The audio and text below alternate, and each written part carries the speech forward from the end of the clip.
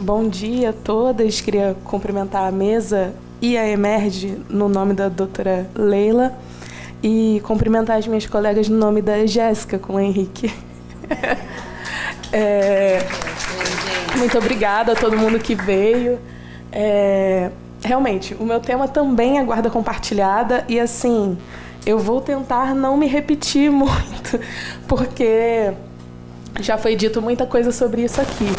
Só que eu quero dar uma explicação antes de onde surgiu a ideia de falar sobre guarda compartilhada. Eu sou assessora jurídica no Ministério Público e eu trabalho com a área civil e de família. E um dos inúmeros problemas que a gente enfrenta no cotidiano que eu estava percebendo nos processos é que as ações de guarda, em geral, ações de guarda e pedidos de convivência com crianças, essas ações que têm essa dinâmica, não tem fim. Assim, boa parte delas são sentenciadas e continuam. Vem o pai ou a mãe pedir modificação, porque ele faz isso, porque ela faz aquilo. E a minha hipótese é um pouquinho mais, talvez, desafiadora do que a da Matilde, porque eu acredito que a guarda compartilhada não funciona, em geral. E eu vou explicar por quê. Assim, a guarda compartilhada funciona para relacionamentos que terminaram de uma forma sadia, entende? Todo e qualquer outro tipo de relacionamento, independente de ter havido violência doméstica ou não, as crianças acabam sendo usadas ali naquele meio como jogo entre o pai e a mãe.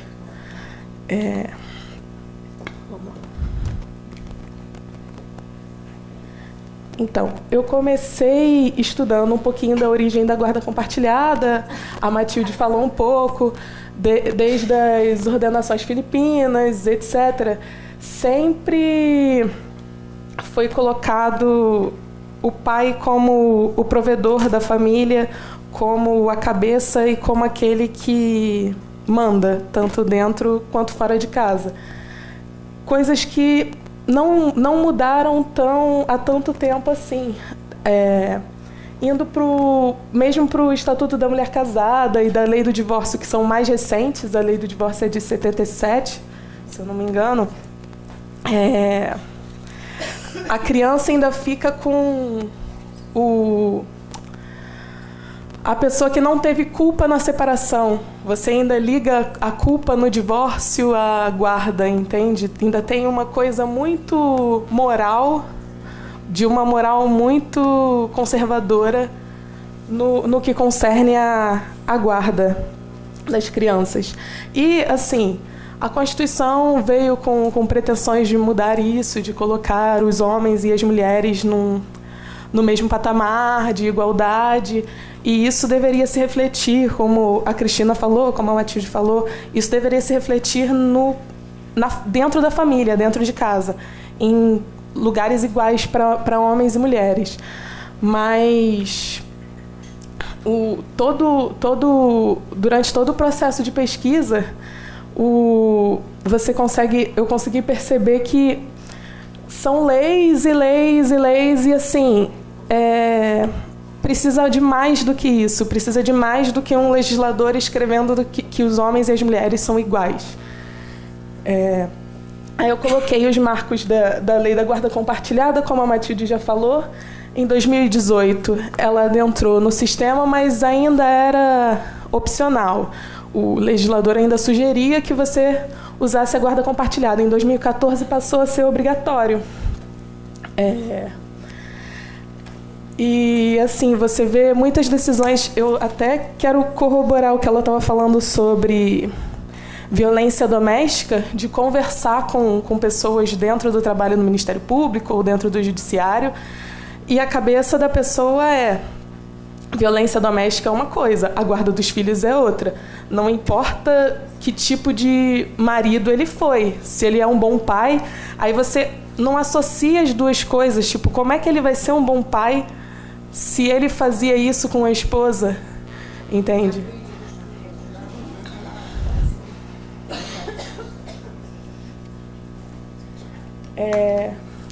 Aí no segundo capítulo eu fui pro centro. Relações de gênero hierarquizadas e paternidade e maternidade. Eu vim pesquisando essas dicotomias entre o masculino e o feminino, o público e o privado, e as mulheres sempre nessa posição de subalternidade.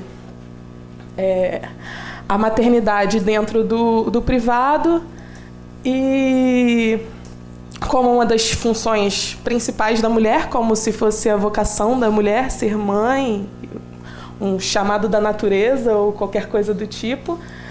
E eu estudei algumas teorias feministas. Queria até ter tido mais tempo para encontrar outras referências de feministas do direito que não sejam tão europeias assim,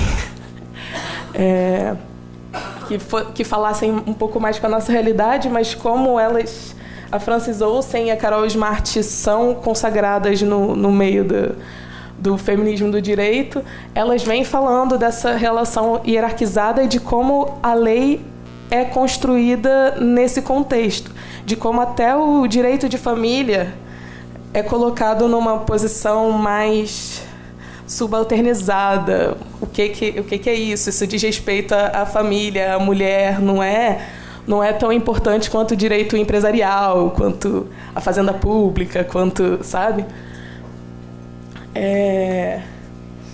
E nesse contexto, obviamente, as mulheres, e principalmente quanto mais subalternizadas, quanto mais entroncamentos, mulheres negras, mulheres com deficiência, mulheres em outras posições subalternas, essa questão é mais complicada, tanto para o exercício da maternidade quanto para a vida da mulher, né?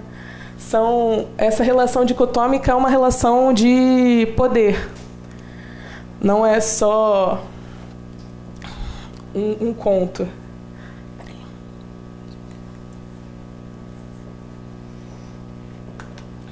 Aí eu fui estudar a regra da guarda compartilhada e eu fiz um estudo de análise de dados dentro da promotoria que eu trabalho, civil de família, que eu vou mostrar depois. Para tentar perceber se, com o advento da guarda compartilhada, os papéis tinham alguma diferença no mundo real.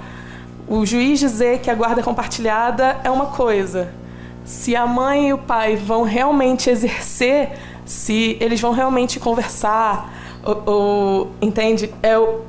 É outra coisa. Então, os 3 pontos que eu cheguei. Não tem consequência nenhuma pro pai que simplesmente não vê a criança. O juiz diz que a guarda é compartilhada, você vai ver de 15 em 15 dias. Mas se o pai não for, assim, a mãe consegue um cumprimento de sentença, pagar uma multa. Mas como é que você vai obrigar uma pessoa a assumir a responsabilidade, entende? A querer se interessar. E primeiro que isso tinha que partir de uma conscientização, né? Não temos políticas públicas nesse sentido, assim, de conscientizar o papel de pai. Aí, no segundo ponto, foi onde o meu trabalho se encontrou com o da Matilde, que é a ausência de ligação entre os processos de guarda E os relacionados à violência doméstica, a Maria da Penha. Dentre os processos, inclusive, que eu peguei nos meses que eu fui olhando dentro do sistema, pouquíssimos eram do NUDEM. Vinham já com violência doméstica, com contexto da violência, etc. e tal. Só que, mesmo assim, você tem sentenças que foram dadas em audiência de conciliação. Eles colocaram o agressor e a vítima para conversar e chegar num acordo de guarda compartilhada. Aí o ponto que eu me peguei para a pesquisa foi o domicílio da criança.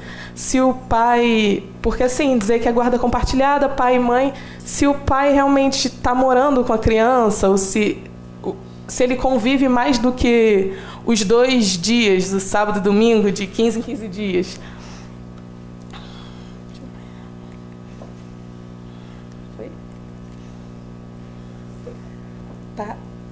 Tá pequeno, mas assim,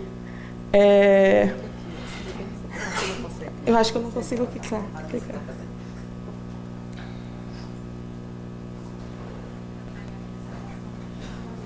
Embaixo. Eu acho que é nesse negócio aqui, só que eu não consigo clicar.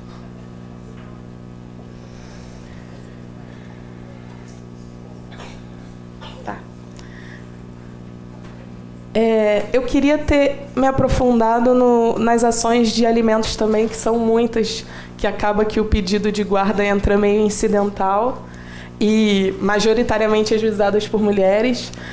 Mas, assim, eu acredito que meio que os números falam por si, né? 93% das ações com sentença, a criança ou adolescente termina residindo com a mulher e é o esquema dos 15 dias, assim. A regra é essa. Geralmente é a mulher que pede há um número razoável de consensuais, que as pessoas ainda conseguem conversar, e esses processos costumam terminar, de fato, quando as pessoas têm algum diálogo, mas quando não tem, é cumprimento de sentença atrás de cumprimento de sentença, porque ele fez isso com a criança, porque ele fez aquilo, porque ele não entregou. E são processos que não têm fim enquanto a gente não parar para pensar em políticas públicas, em dialogar com essas pessoas e fazê-las entenderem a responsabilidade, o papel delas no desenvolvimento da criança. E que isso tem que ser um trabalho em conjunto. Como você disse, pode ser 2 homens, 2 mulheres, etc. Mas tem que ser um trabalho em conjunto.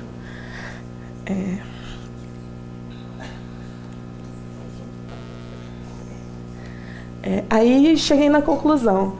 Relação de poder e conflitos parentais dificultam a eficácia da lei, judicialização de todas as demandas concernentes à guarda e necessidade de políticas públicas. Assim, não quero também me alongar, porque agora tem mais gente na mesa, mas é isso. As relações sociais têm uma influência muito grande na composição da guarda e, no fim das contas, eu acredito que esse modelo da lei funciona para pouquíssimas pessoas. Só para os casais que já se entendem e talvez não precisem da lei, que consigam conversar e definir isso. Bom, é isso. Obrigada.